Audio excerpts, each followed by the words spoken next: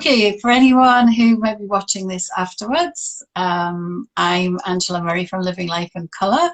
I'm a creative adventurer and guide, and I help people change their lives using creativity.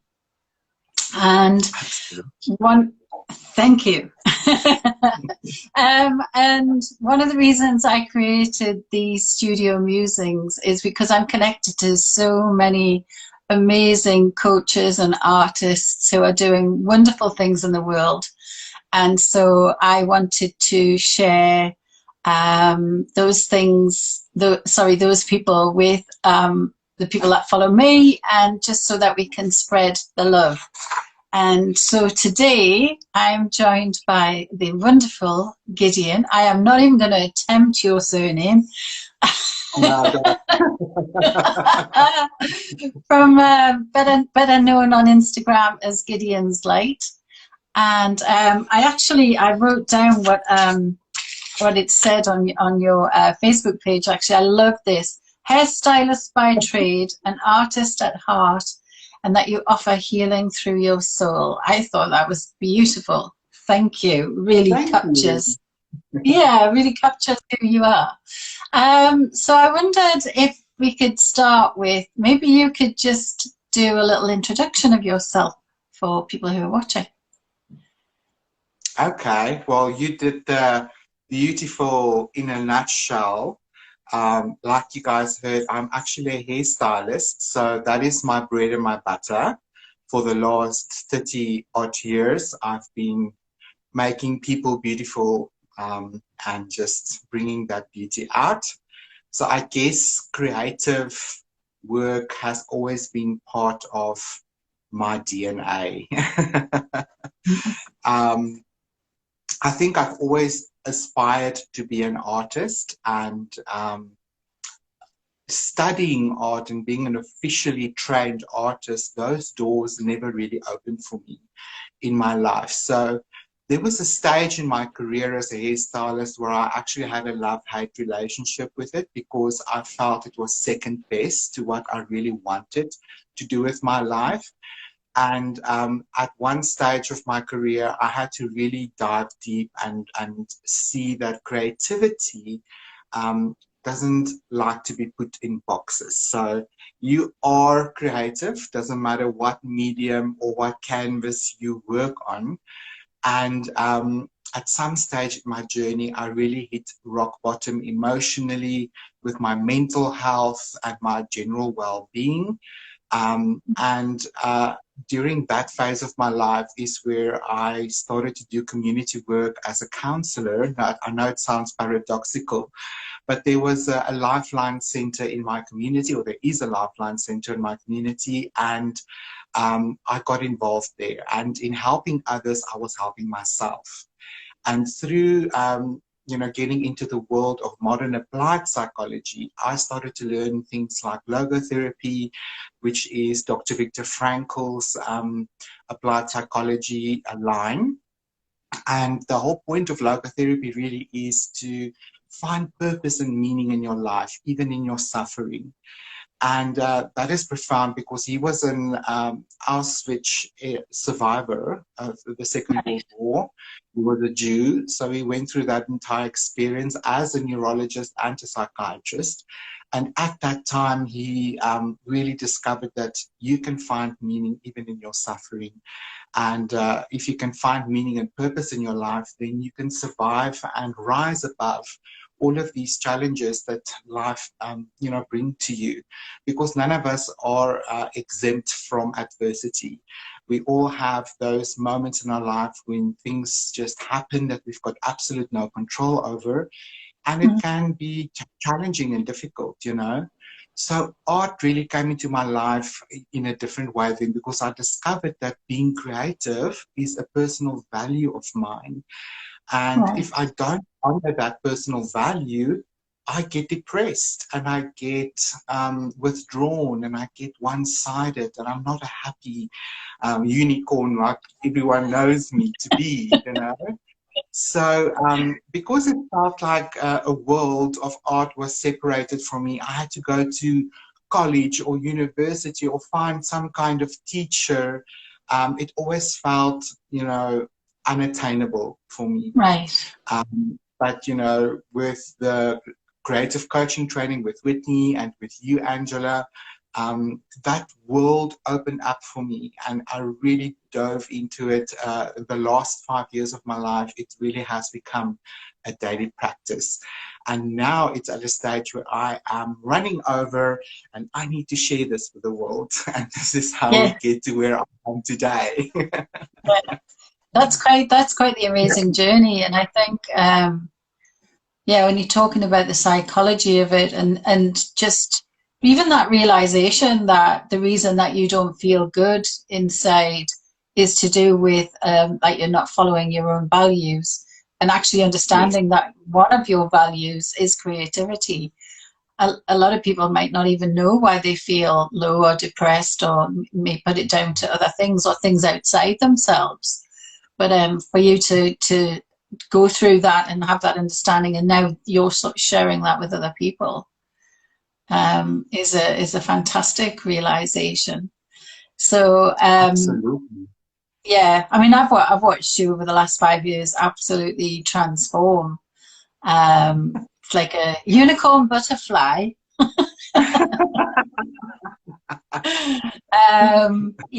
Just I think the biggest transformation for me is more originally you were probably a little bit more left brain, I'll call it, for want of a better word, and always sort of wanting to know the answer and how's this going to play out.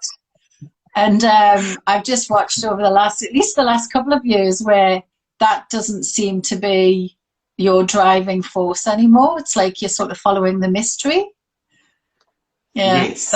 if that makes sense. I think being a control freak on one level, especially with hairdressing, you need to be in control to try and attain the target that you set yourself with your client. So you've got limited time, it's a lot of pressure. I don't like surprises per se, but I think I've opened up to that flow and realizing that you can prepare as much as you want.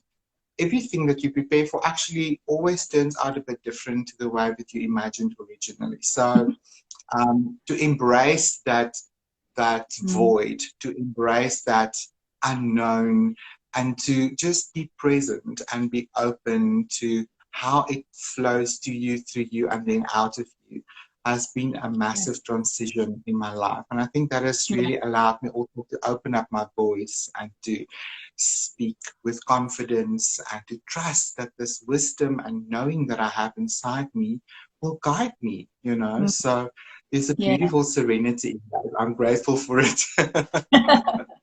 It's beautiful to watch you actually, running your in-person courses, and I see all these things coming up on Facebook. And but I understand, like we had a bit of a chat beforehand, you've got something exciting coming up online, and there's a little clue to it behind you.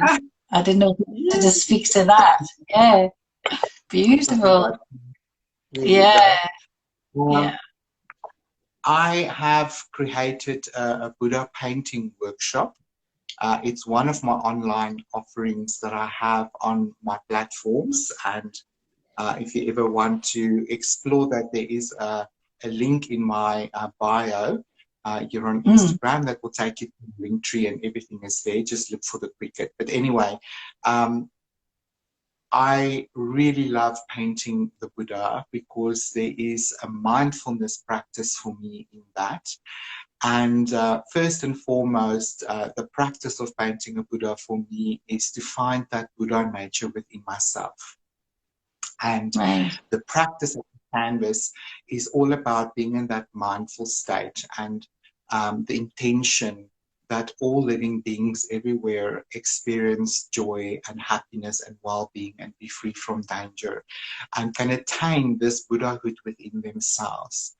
The second thing is it creates a ripple effect, almost like a butterfly effect, because when people, view the art, there is that medicine that is encapsulated within every brushstroke because of the practice that was part of it. Practice of, compassion to yourself first, patience with yourself, tolerance with yourself, acceptance with yourself.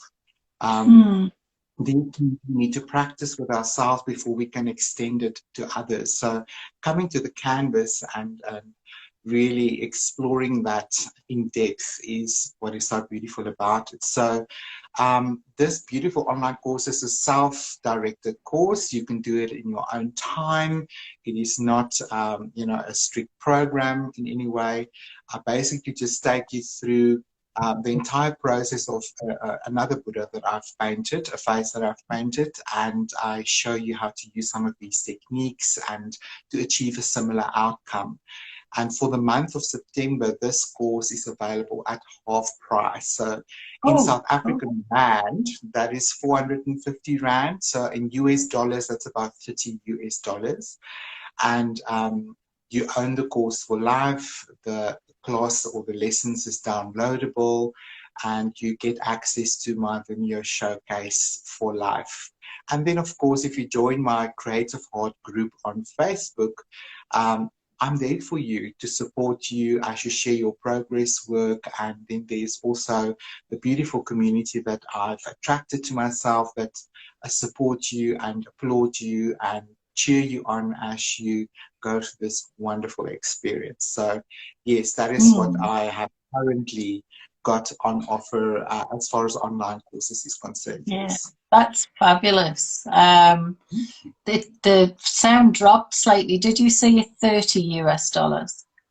Yes. Yeah, cool. 30 Just US checking. dollars? Yeah. Absolutely. Yeah.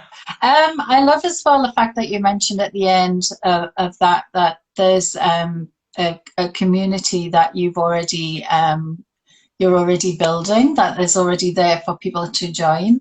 How important do you feel that community is for people who are wanting to embark on the creative, whatever it is? I think it's essential because we can feel so isolated, especially in current times anyway. And I think there's a lot of fear around creativity because a lot of people still believe the old story around creativity and creating art, that it is reserved for autistic people or the weirdos or the ones that can use these tools very efficiently.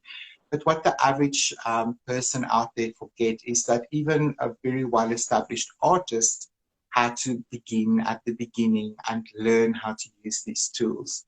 And my biggest job as a creatively fit coach is to activate people's creative heart by reminding them that we are all born creative. It isn't given in bigger measures to some. It's just because they've dived deep into it and they've started to really work with it, that they've developed skill and technique that you compare yourself with. That wasn't instantaneously there. So taking people back to their childhood where they might have stopped their creative development and beginning the process from there and bringing them forward is an important process. And that is where community plays a very important role, because we become vulnerable with each other. And when we lean into our vulnerability, we are able to build our resiliency, not only in our mental health, emotional health, but also in our willingness to share of ourselves. And when we share, we get feedback. And when we get feedback, we get awareness and we expand and we gain confidence. And also seeing other people's work that is also starting off is very encouraging, because you see, oh, okay, I'm not that bad. I can actually draw a straight line, and now I can curve it slightly and slap some color on a canvas, and there's actually people cheering me on. So that is extremely helpful, I feel. Yeah, I think so. I think one of the things, I love the way you describe that, and one of the things when I'm teaching, especially when I do Dream Big, Paint Big, which is like the really big canvas behind me, I get them to I guess let go of those, try to let go of those judgments. It Mm, can be tricky. And you said it's mm, vulnerable and it brings up emotions, but actually just mm, getting them to allow themselves to have their feelings and work through that, and then yeah. see what happens at the other end. But I think the other thing I like to do is, I'm not a big fan of critique. I know Mm, a lot of, going to art school, it's part of the process, etc. And I don't want to talk badly of them. But for me, I find the concept maybe slightly damaging, in that if mm, what you're doing is looking at somebody's piece of work and tearing it apart with all the negative things, then that's quite damaging to the person who's being vulnerable, And so my preference is to look at the things that are working, and then if you do more of that, then the things that are not working disappear anyway. mm. Yes. Yeah. And I think, and that's sort of part of, if you believe in manifesting, it's the same thing. If you concentrate on what you don't want, you get more of it. So yeah, Absolutely. yeah. I like the way that you talked about the way that you teach, and I love that you said you go back to where they've stopped thinking they were creative, and then bring them forward from there, because Mm, that's mm. absolutely true. For You, me, a you, lot of people used to be around the age of 12. yes. When puberty kicks in and we start comparing ourselves to others. Yeah, I just had a workshop on Sunday with my beautiful husband and co-host, Ottilie Arno, and we painted a butterfly. That was the theme for the day. And behind the butterfly, all about resilience and that. But what I like to do as a coach, especially with people that's never painted on a canvas before in these workshops, is I try to disprove that limiting belief that they aren't creative and that they can't draw. In fact, in one of my workshops, there was a lady that came into the workshop from the beginning, adamant to announce to everybody that she can't even draw a stick figure. And I thought that would be, because I know this woman, she's one of my clients, so I know how far I can push her. I actually pranced right on that and thought, okay, well, that's exactly then what we're going to do today. I'm going to hand you all a piece of paper and a piece of chalk. Let's draw stick figures. And we do stick figures, disproving the very statement that she made, that she cannot even draw a stick figure. So I said, there's the first leg out from this table of limiting belief that you can't even draw a stick figure, because you just yeah, proved yourself wrong.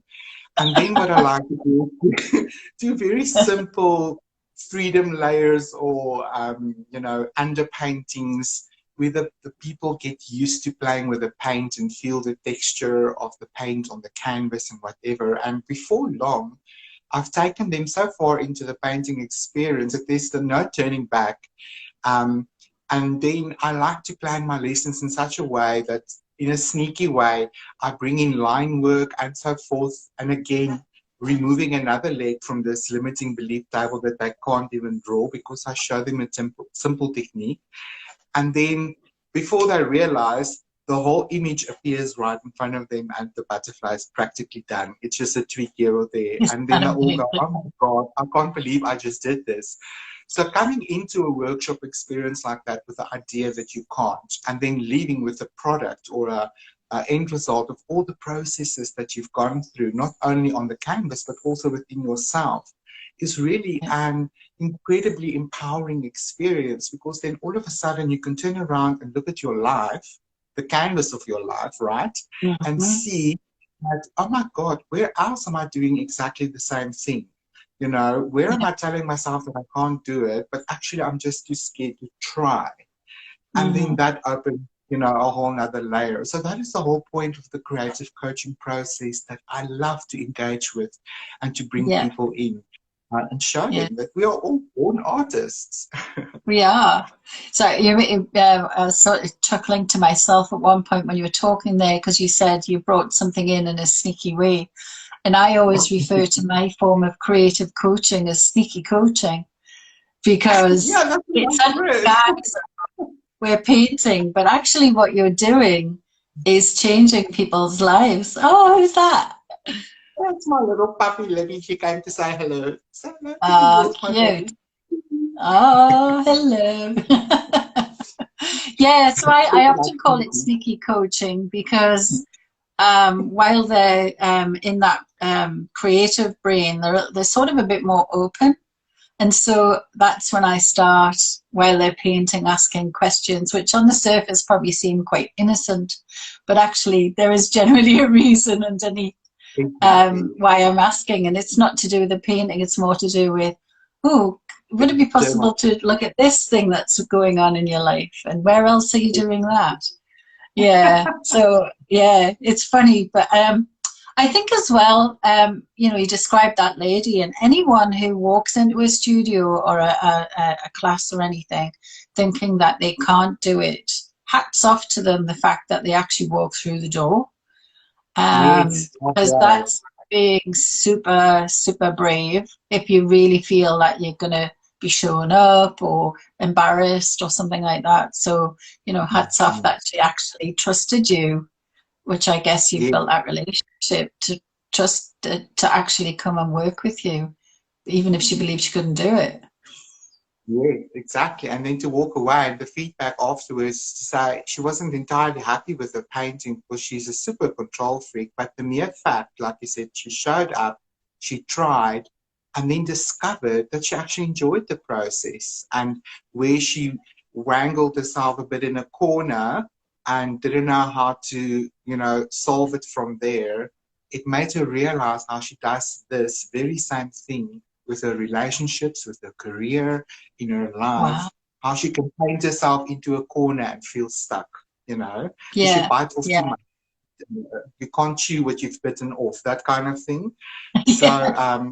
it was a good way for her to discover that, you know what, you don't have to be everything to everyone. You can, you know, choose smaller bite sizes and process it and have a better plan to get to the end result, you know. So Yeah. that's a Yeah. beautiful enlightening moment that art can provide you. Yeah, and as you as the coach as well, well, I'm guessing because I know for me, when that happens, it's like, ooh, I like that energy. That's why I do what I do because I want Yeah, more of that energy. Thank you. that's the medicine. Absolutely. Yeah, yeah. I've noticed you're selling more paint. You're selling paintings now, and you're selling cards and things. They keep Um, popping up on my Instagram feed. Thank you. You know, part of being resilient, um, you all know as hairstylists, there was a big period in the beginning of COVID-19 where we weren't allowed to work. And we are still trying to recover from that initial hard lockdown. And the economy, especially in my community, is extremely poor at the present moment. Thousands of people have lost their jobs. So there's lots of, you know, of that negative, heavy energy around. And even myself, I have to be resilient and find ways outside of waiting for a client to show up in my chair to not only keep myself in a healthy mental state, but also to be entrepreneurial and to find ways to attract abundance and money in my life without sitting with, you know, with a little hand waiting for a miracle to happen. So I get resourceful in my studio. So everyone needs a greeting card or a birthday card or a thank you card. And we all know you go to the card store and there's beautiful cards, but what happens to those cards is they end up in the dustbin at the end. You know, maybe some people keep it, but this way of producing a small little original piece of art that is attached to a greeting card that's blank. So you can decide what meaning you assign to it, whether it be a thank you card, a greeting card, and then afterwards the person who received the card can pop the art off and frame it. So it's both a card and a gift. And so many times that has, you know, put petrol in my car or, you know, Wow. put bread on the table that evening. So it was a little gateway for a miracle to happen.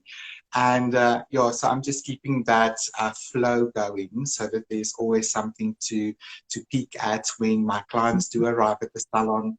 It's another way to draw them to me because I do make these ones only available at the salon. So Right. it will be working. So I'm very grateful for that. Yeah, exactly. So that's all part of being creative and being, it makes you more resourceful, doesn't it? To Yes. it's a way of living and not just about painting. Yeah, It is a yeah, lifestyle. It's basically a lifestyle, and those small studies give me an opportunity to experiment and to try something else and to do a bit of a color study or practice my line mm, work or whatever the case may be, because I can do a little card, maybe 10 to 15 minutes and then one is done. So if that's the only time I had for today to be creative, then there's a sense of accomplishment within me that happens, because at the end of the day, I can say, okay, what have I done today to be productive? Because there yeah. is a level of productivity that needs to be there if you want to be an artist that live off your art. So you can't just wait for inspiration to fall from the heavens once a year and then, binge paint and try to make a living from that. You need to sort of be in that stream of creating constantly and then use what is useful and offer that to the world, and that which is not that useful, see what you could learn from it, or how can you reuse it or reinvent it or use it again as an interesting Mm, underlayer to what you're doing. So there is yeah, a beautiful way of just keeping in the flow, for me at yeah, least. yeah. It's a great way of keeping in the flow. I was just wondering what tips you would have for new artists. Okay.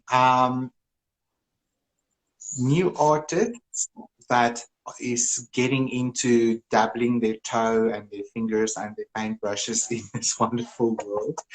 I think a common question for me from some of my coaches that attend my workshops is what brands to use, or where do you buy Mm, your art, or whatever the case may be. And then it can be quite overwhelming if you walk into some of these bigger art supply stores, because you are literally arrested with walls of color and little jars of paint and pens everywhere. So I say, you know what, find a class that you can plug into, where you can be introduced into this world. And like in my classes, I provide everything that you need. You just show up, yeah, because that way I know that everyone has the same experience as far as quality of products is concerned and so forth.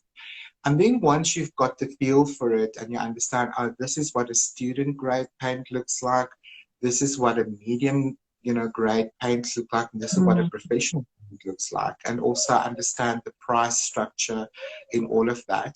That it's not that important to kick off with the most expensive art supplies out there. I think actually that will limit you, because you're going to be so scared to muck yep, it up and to waste product and to waste money. And that, I think, is a sure block to creativity. So I say mm, start with student grade stuff where you are not that precious about it. You didn't blow your budget on it, and just get creative and play. And for young artists or new artists, I like to say, don't dive right into a project. Maybe just right. spend a little bit of time playing with your art supplies. So when you get home, do an unboxing for yourself and really introduce yourself to every new pencil or brush or paint that you've bought, and just get out an art journal and just squeeze out some paint and just see what Mm, line or marks you can make with a single brush. How thick can the line? How thin can the line? What happens if you thin the paint with a bit of water? A lot of people don't know they can do that. And how mm, does that affect the flow of the paint? And what organic shapes can I make? How controlling can I be? And how free can I be? So once you've started to play, you discover things about the product that you are using, about yourself, and you start to fall in love with your favorite color, and you see magical things happen on the page that you didn't know is possible, And that is very inspiring to me. So that's definitely Yeah. a place where I would start. Find a coach Yeah. that can help you. It's very helpful. Yeah. There's lots of us around. There are lots of us around. You're right. There are lots of us around.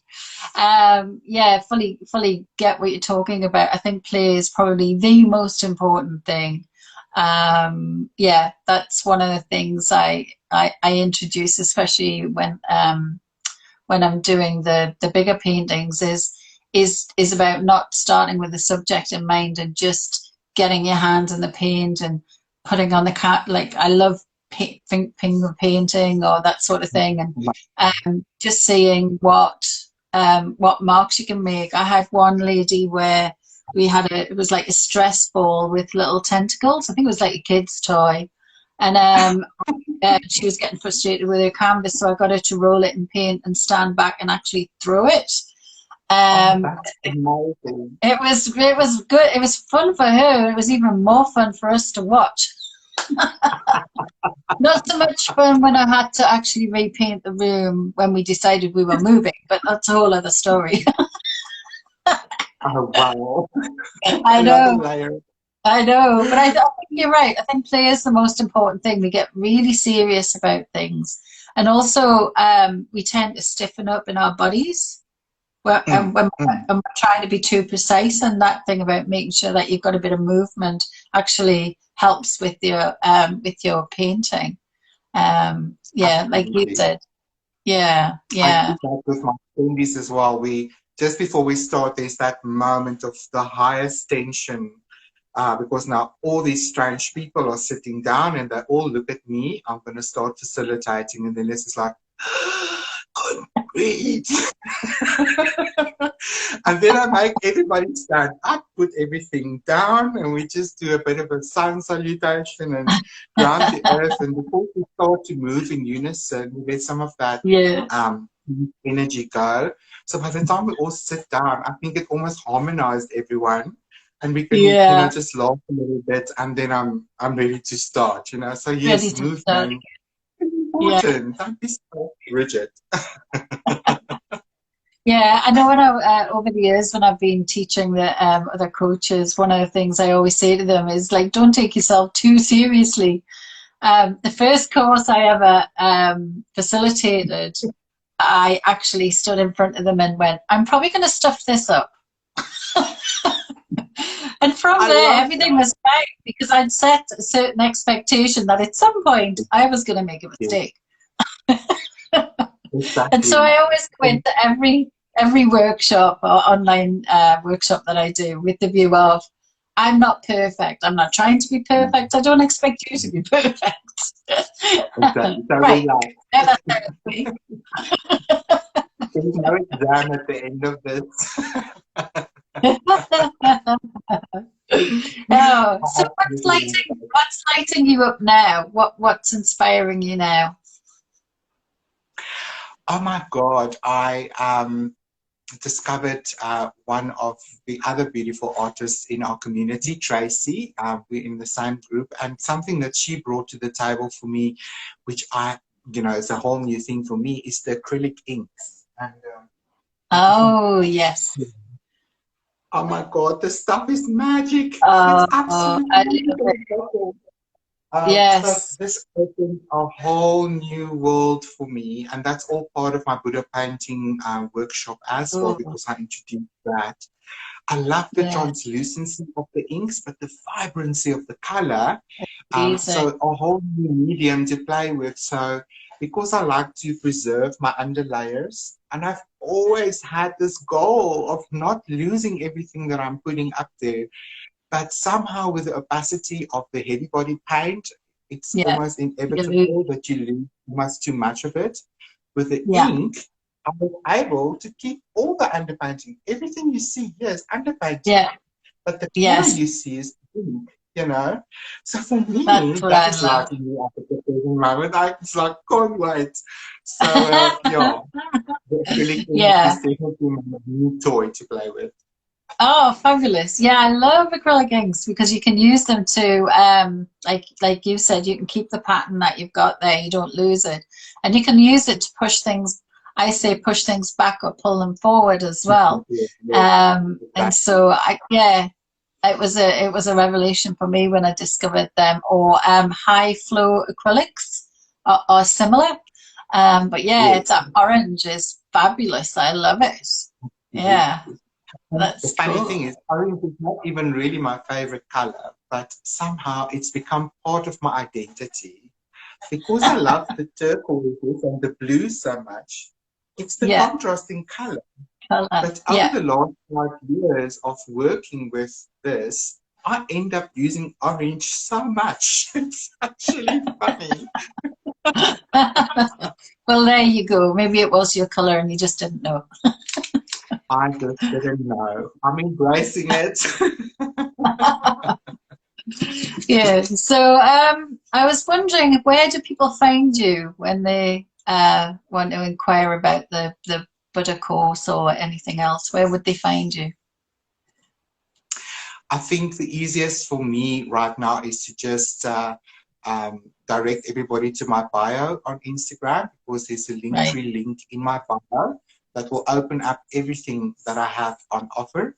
But if you're looking for the Buddha painting course specifically, in my Linktree, you will see there's a Quicket link, or buy a ticket to a next event. If you click on that, it will take you to the Quicket portal, and all of my online content and also my in-person workshops is available Yeah. there. So I do distinguish between online and in-person.